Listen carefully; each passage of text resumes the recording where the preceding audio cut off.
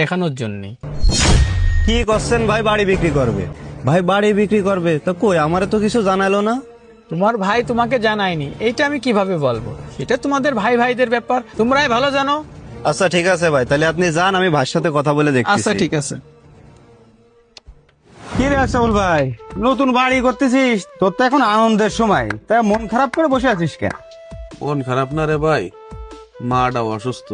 কেন, চাচি অসুস্থ? মানে চাচির কি হয়েছে? আর কোশনে রে ভাই, মার দুটো কিডনি নষ্ট হয়ে গেছে। এখন এই কিডনি ঠিক করাতে গেলে অপারেশন করতে হবে, আর সেই জন্য মেলা টাকার দরকার। তাই চিন্তা ভাবনা করতেছি যে আমার এই বাড়িটা বিক্রি করে দেব। তো বাড়ি বিক্রি করে দিলি থাকবি কোনে? থাকার চিন্তা পরে করবানে, আগে মারে তো বাঁচাইনি রে ভাই। আচ্ছা ঠিক আছে ভাই, কি আর করবি, তাহলে থাক ভাই, আমি চলে যাচ্ছি। আচ্ছা যা। এ বড় ভাই, কি হয়েছে? আমি এসব কি শুনতেছি? শুনলাম তুই নাকি বাড়ি বিক্রি করে দিচ্ছিস। হ্যাঁ, বাড়ি বিক্রি করার জন্য রান বাইরে ডেকে নিয়ে এলাম। তো তোর এসব কথা কইলো কিডা? কিডা আর কবে? আমি এখানে আসার সময় রায়ন ভাইয়ের সাথে আমার দেখা হলো। তা রায়ন ভাই কইলো তুই বাড়ি বিক্রি করে দিচ্ছিস। তা হঠাৎ আমার কাছে কিছু না শুনে তুই বাড়ি বিক্রি করে দিচ্ছিস কেন? বাড়ি কি জন্য বিক্রি করবো তুই জানিস না? মাটা অসুস্থ, তার তো দুটো কিডনি নষ্ট হয়ে গেছে। এখন তারে তো ইমার্জেন্সি অপারেশন না করালে তারে বাঁচানো যাবে না।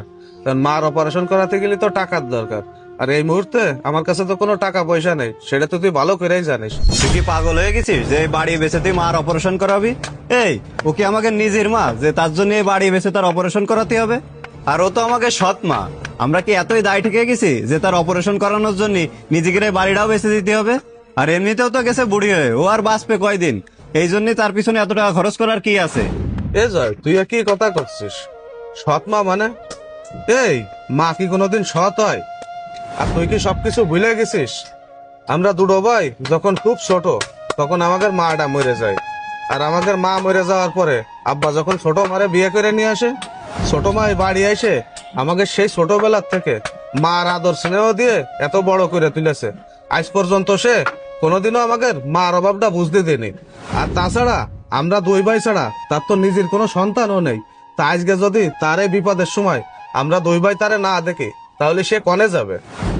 সে তোর মা হতে পারে, সে আমার মা না। আমি তারে কোনোদিনও আমার মা হিসেবে মানতে পারবো না। আর তোর যদি তার জন্য এতই দরদ উঠলে পরে, তাহলে তুই তোর ভাগের টুক বেচে তার চিকিৎসা করা। তুই যেন আমার ভাগের টুকে একদম হাত দিবি না। আর তুই যদি আমারে না জানে আমার ভাগের টুক বেচতে চাস, তাহলে কিন্তু তোর সাথে আমার ভাইয়ের সম্পর্কও থাকবে না। দেখ ভাই, তুই এত কঠিন হইস নে, মনটা একটু নরম কর। সে হয়তো আমাকে জন্মদিনই ঠিকই, কিন্তু সেও তো আমাকে মা। সে তো আমাকে লালন পালন করেছে। সে যে আমাকে সৎ মা, সে তো কোনোদিনও আমাকে সেটা বুঝতে দিলে।